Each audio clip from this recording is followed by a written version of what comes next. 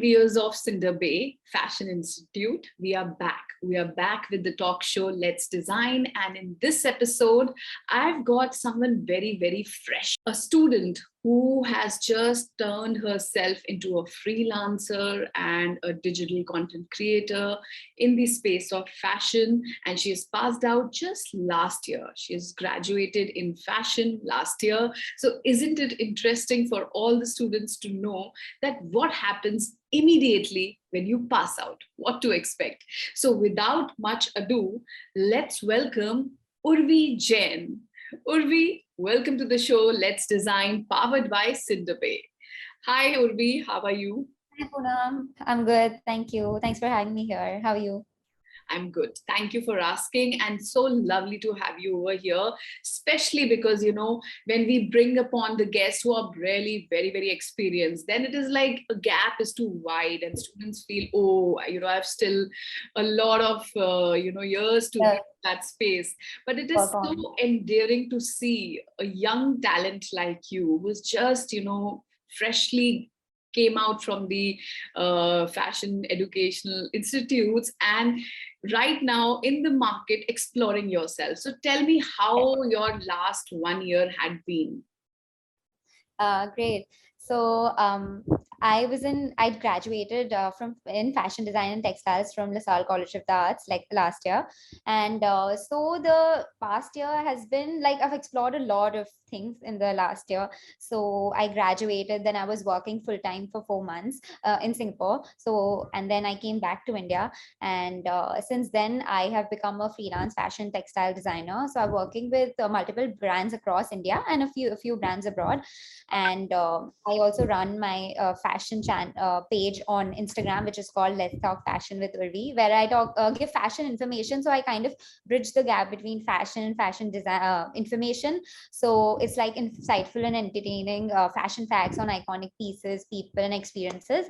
That's all. Lovely to know that.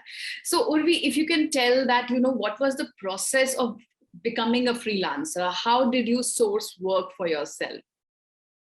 Sure. So one thing in this industry, I feel, is that you really have to put yourself out there and you have to market yourself in the right way. So when I came back to India, I was very sure that I don't want to do a full-time job because I still want to explore like various opportunities. And because I'm also like giving a lot of time to my channel, it's difficult for me to just work full-time and then, run this. So since I work from home, I work remote, I can do multiple things at once. So what I did was I created a portfolio and I cold DM'd, emailed brands, a lot of them. So cold emailing is like a great thing to do. But again, you have to like form your cover letters and your portfolios. You have to send it the right way, which people kind of, fail to do sometimes, and which is why you don't get responses.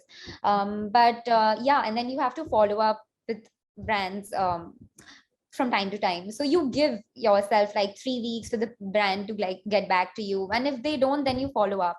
So just like cold DMing on Instagram, emailing them, and looking up the founders, and then dropping them a message.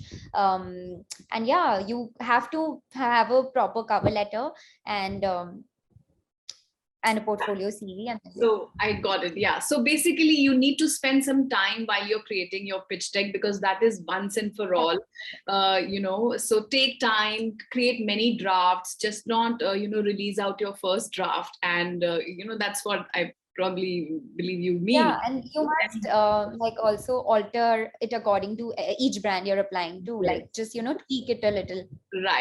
Right.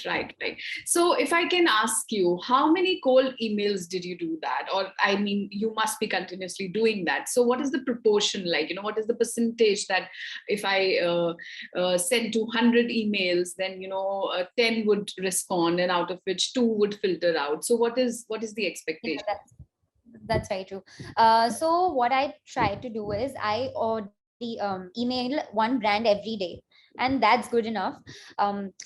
So by the end of the month, you will have 30. At least 5 will get back to you. And from that, 1 you may convert. That's the ratio. But again, I have been lucky in this sense, so I have been able to like get good amount of Good, work. good, good. um yeah, but then again, like, it's only how you like market yourself, how you put yourself out there, brands will come to you. Because again, in this field, the thing is that people are not willing to give remote work, because it's all very physical. You have to touch the fabric, you have to feel the embroideries, and you have to be on ground. So, but yeah, Yeah, but like there are plenty of opportunities. yeah, So yeah, yeah. yeah. So there's hope, because I was wondering that you must be sending 200 and, thousands of cold emails on a weekly basis at least. But it seems out she's only sending one brand a day, which is doable, students. So lovely to know that.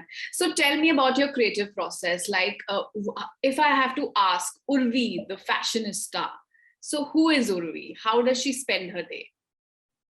So I'm very basic, like my days are pretty basic as well. I wake up, I always start my day with yoga. So I do an hour of yoga every day. And then, yeah, I just sit and I start working. So first, like most part of the day, I'm doing my freelance work. And then second half of the day, I spend researching, reading, writing for my page, and recording.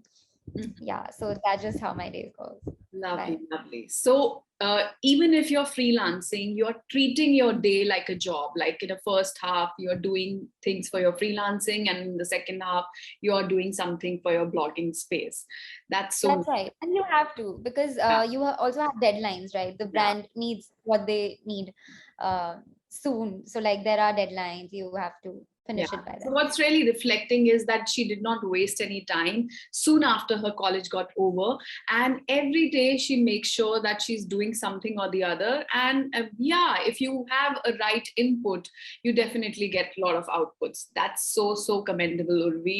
I am myself so impressed by, your dedication. Lovely. So tell me, since you had been a student, 1 year ago, so now, after 1 year in the market, what do you feel that fashion education in India per se, does it lack anything, or is there any unrealistic approaches which colleges take it up, which is irrelevant in the market when you work Sure. eventually? So I did my college from Singapore. So I kind of missed that whole fashion education scene in India. Yeah, But so you from can tell us about Singapore. That's all the more interesting to know about. Sure. So I mean, my experience was great. I learned so much in the process, because when I went to college, I did not know how to stitch. I was very basic with the softwares, like I did not have much knowledge. So everything I learned was in college.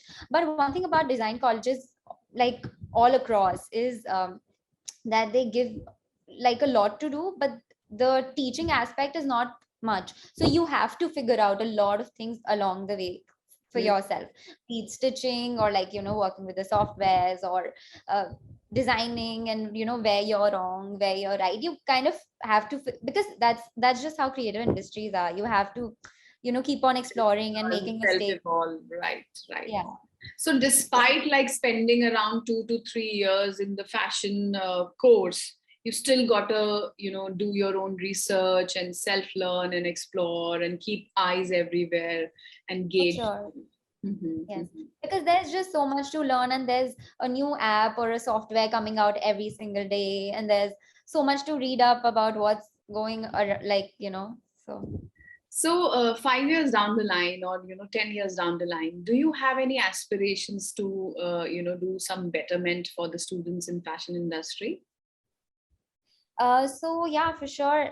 5 years down the line, I mean, as soon as I can, in fact, I want to may do something with my page here, because what like I am putting information out there which is not known to everybody. So I do get people DM me saying that we love your content. It's like it's a learning curve for us. We're getting to learn so much. So I try to. That's what I'm doing, because like if I would love to like have someone talk, put out this information. So that's what I am doing now. And yeah, that's kind of helping people, I'd say, right now. And but I also want to start my own label, like a fully sustainable fashion label. So, no side of polyester. So that's what I want to do for the society also. I just don't want to like have another label, but have some meaning to it, Yeah. with being it fully sustainable. All right. So, Urvi, tell me something that what feeling do you have as a fashion designer? Is it like underrated, overrated, or people think that, now there's plethora of fashion designers, so I can switch on and off anytime, or, I just want to know the feeling of yours. So as a fashion designer, like I really proud my work. I love that I'm a fashion designer. I would not do anything else. This is what makes me happy. And till the time your work makes you happy, it's all, good. You'll do well in it. But of course, there are a lot of fashion designers, like it's saturated. The market is saturated. So you have to do certain things that make you stand out from the rest. Um, So, Urvi, tell me what unique challenges do designers face, especially in India? Or, when you want to capture, if you have some aspiration to capture your work globally? um, just having your hard work, I feel recognized in the right sort of way, because there's a lot that goes into the design process. It's just not like the final garment that you see. There's a lot behind it too. So even from like the first tool to your final garment, there's a whole lot of process. Mm, so yeah, just the recognition of that is difficult to put across, and people do form judgments quite uh, Yeah. instantaneously. But yes, I guess that's just how it is with designers. um, there's a lot that goes in the process, from designing to fabric sourcing, having the right materials and fit, and yeah. Yeah. Lovely, lovely. So, Urvi, it was so good to, have you here and talk about everything. And you are just after 1 year, you already seem to be there, and, you're full of experiences and feelings and your own perceptions. That is so, so wise. And I can see that, it is really making you wiser and much stronger, that, you are ready to take everything in your stride. So, are there any tips which you would like to give the students of Cindrebay? Sure. So there are plenty of opportunities out there in the market. So like you just need to grab it, find your niche, even if it's textile designing. Maybe you just love working with Photoshop or Illustrator, these for softwares, and you can like literally make a career out of it. So you just have to find like a particular niche that you're really good at. It could be pattern drafting, or it could just be uh, digital illustrations, fashion illustrations, or it could be working with these softwares, and you could become like a print designer. So just find a particular niche and stick to it. Try to market yourself with that particular niche, and there are plenty of opportunities out there for like students to do that. Yeah. So what you mean is that eventually it's not really necessary to be a fashion designer in Designer, yeah. totality. Yeah, you can also find your sub niche in this and still prevail and flourish in the industry. Like But if a person can make a lot of prints, like design beautiful prints, you can put it on basic silhouettes also. You can just put it on a shirt, and you will do, your print will talk for itself. yeah, You don't have to have the avant-garde silhouettes. right. You can talk for itself. So just find that one particular thing. Yeah, so true. Something which, like, Masaba does. Her Yeah. prints are also, it talks. Yeah, they come out very, And then very different. she sounded aesthetic, so you can tell like it's a masaba Yeah, from a distance. right. So Lovely. So, Urvi, if anything is, bubbling right now in you, and if you would like to end it on a good note, so please, the stage is all yours. um I don't know what to say. It's okay. That shows, it's like within a year you're giving an interview. Wow. How are you feeling?